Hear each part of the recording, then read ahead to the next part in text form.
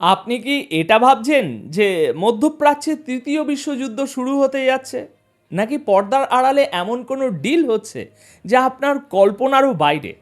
একদিকে যখন আমেরিকা তাদের সবচেয়ে শক্তিশালী যুদ্ধজাহাজ সাগরে নামিয়ে দিয়েছে, ঠিক তখনই তুর্কির এক গোপন টেবিলে আজ তৈরি হচ্ছে একটা অবিশ্বাস্য সমঝোতার ব্লুপ্রিন্ট।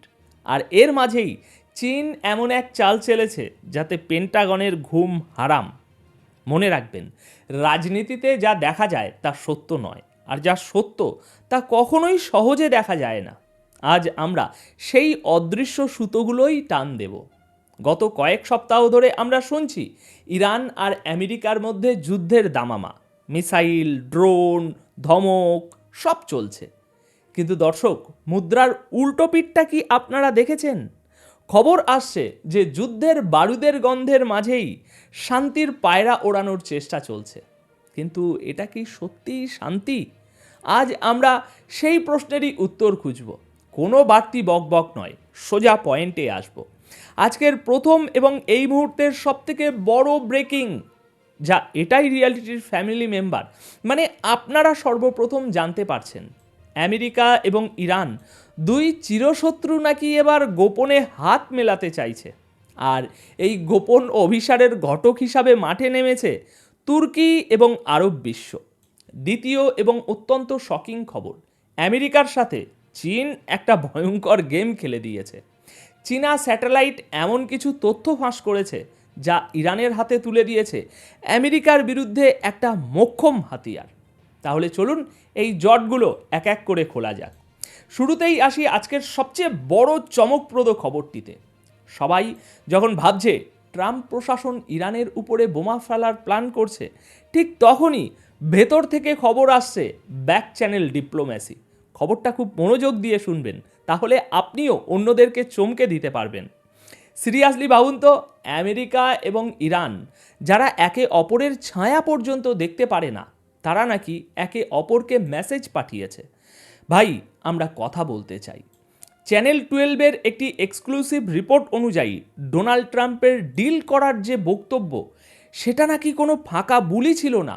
ওয়াশিংটন সত্যি নেগোসিয়েশন বা সমঝোতা চায়।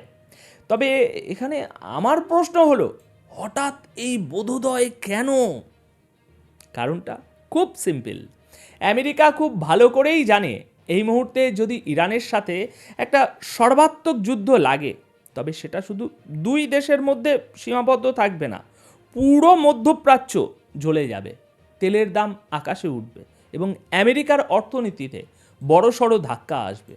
আর এখানেই এন্ট্রি নিচ্ছে আমাদের মধ্যস্থতাকারীরা, তুরস্ক, মিশর এবং কাতার।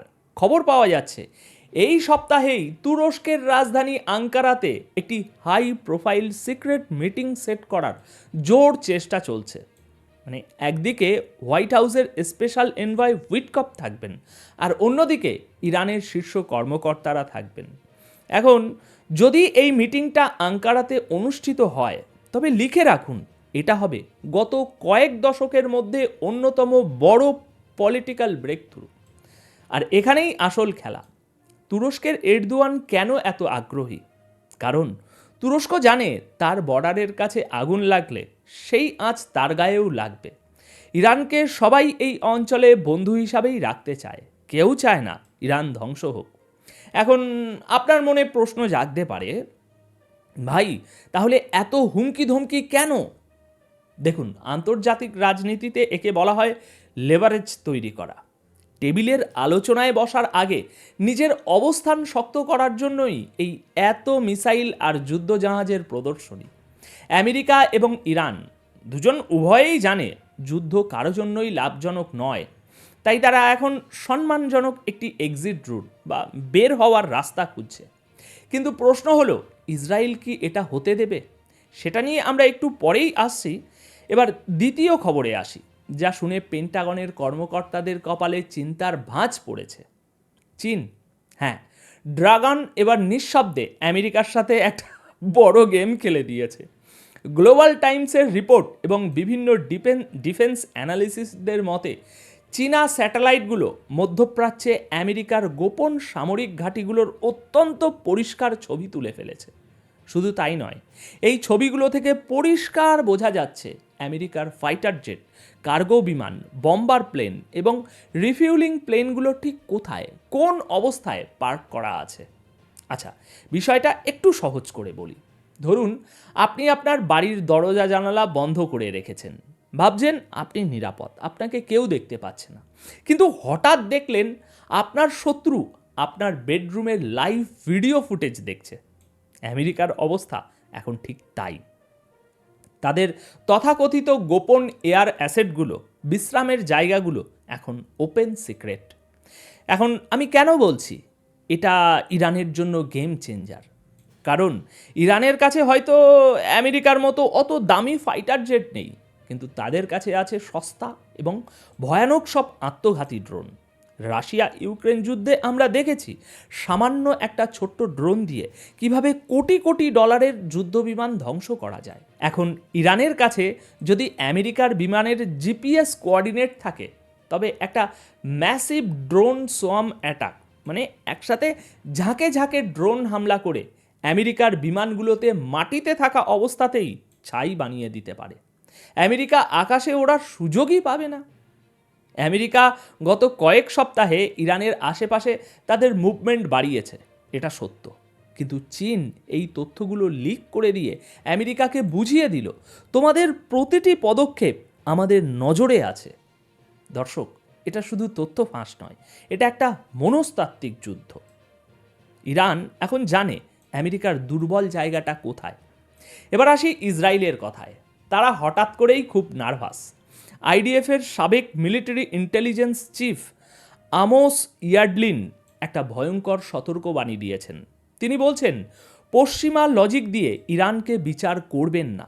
তার যুক্তি হলো, আমরা বা ওয়েস্টার্ন ওয়ার্ল্ড যেভাবে লাভ ক্ষতির হিসাব করে যুদ্ধের সিদ্ধান্ত নিই, ইরান নাকি সেভাবে ভাবে না।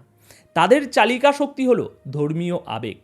ইয়ার্ডলিন সাহেব বলছেন, ইরান গত জুন মাসের ঘটনার প্রতিশোধ নিতে মরিয়া, তাই তারা কোনো উস্কানি ছাড়াই, অর্থাৎ উইদাউট প্রভোকেশন, ইসরায়েলের উপর হঠাৎ মিসাইল বৃষ্টি শুরু করতে পারে, যাকে বলা হয় প্রিএম্পটিভ স্ট্রাইক। এখন একটু থামুন, সিরিয়াসলি বলুন তো, এটা কি আসলেই ইরানের প্ল্যান, নাকি ইসরায়েল আগেভাগে হামলা করার জন্য একটা গ্রাউন্ড, একটা অজুহাত তৈরি করছে? ইতিহাস বলে, যখনই কোনো দেশ আগে হামলা করতে চায়, তারা আগে থেকেই প্রচার শুরু করে, পরিবেশ তৈরি করে যে শত্রু আমাদের মারতে আসছে, তাই আমরা আত্মরক্ষার্থে আগে মারলাম। ইয়ার্ডলিনের এই বক্তব্য কি সেই ন্যারেটিভ তৈরির চেষ্টা? কারণ ইরান এ পর্যন্ত যা করেছে তা অত্যন্ত মেপে মেপে। তারা আবেগের বশে বড় কোনো ভুল করেনি। তারা জানে আগে হামলা করলে আমেরিকা সরাসরি যুদ্ধে জড়িয়ে যাবে, যা ইরান চায় না। কিন্তু ইসরায়েল চাইছে আমেরিকাকে এই যুদ্ধে যেভাবে হোক টেনে আনতে। তাই এই ইরান পাগলা হয়ে গেছে থিওরিটা প্রচার করা ইসরায়েলের জন্য অত্যন্ত সুবিধাজনক। আইডিএফকে সর্বোচ্চ সতর্ক থাকতে বলা হচ্ছে যে কোনো মুহূর্তে সাইরেন বেজে উঠতে পারে। কিন্তু আমার মনে হয় এই ভীতি প্রদর্শনের পিছনে যতটা না বাস্তবিক হুমকি আছে, তার চেয়ে বেশি আছে পলিটিক্যাল এজেন্ডা। একদিকে তুরস্কের আঙ্কারাতে শান্তির টেবিল সাজানো হচ্ছে, আর অন্যদিকে সাগরে আমেরিকা তাদের পেশি শক্তি আরও বাড়াচ্ছে। খবর নিশ্চিত করা হয়েছে যে মার্কিন destroyer USS Delbert D black ইসরায়েলের ইলাত বন্দর ছেড়ে এখন সোজা রেড সিতে ঢুকে পড়েছে। এবং এটা একা নয়, এটা গিয়ে যোগ দেবে আরব সাগরে অবস্থানরত বিশাল বিমানবাহী রণতরী USS Abraham Lincoln carrier strike গ্রুপের সাথে। এটা মার্কিন ফিফথ ফ্লিট বা পঞ্চম নৌবহরের অংশ। এখন তাহলে এর মানে কি? দেখুন, এটাকে বলা হয় গানবোট ডিপ্লোম্যাসি, অর্থাৎ এক হাতে শান্তির বার্তা আর অন্য হাতে লোডেড বন্দুক। আমেরিকা ইরানকে সিগন্যাল দিচ্ছে, আমরা কথা বলতে রাজি, কিন্তু যদি আলোচনা ব্যর্থ হয় তবে আমাদের নেভি সম্পূর্ণ প্রস্তুত। লোহিত সাগর এবং হরমুজ প্রণালী, এই দুটি জায়গা হলো বিশ্বের তেলের লাইফ লাইন। আমেরিকা সেখানে তাদের উপস্থিতি বাড়িয়ে ইরানকে চাপে রাখতে চাইছে। তার মানে আমেরিকা মোটামুটি সব অপশান খোলা রাখছে। ডিপ্লোম্যাসি এবং ডিপ্লয়মেন্ট দুটো সমান্তরাল লাইনে চলছে।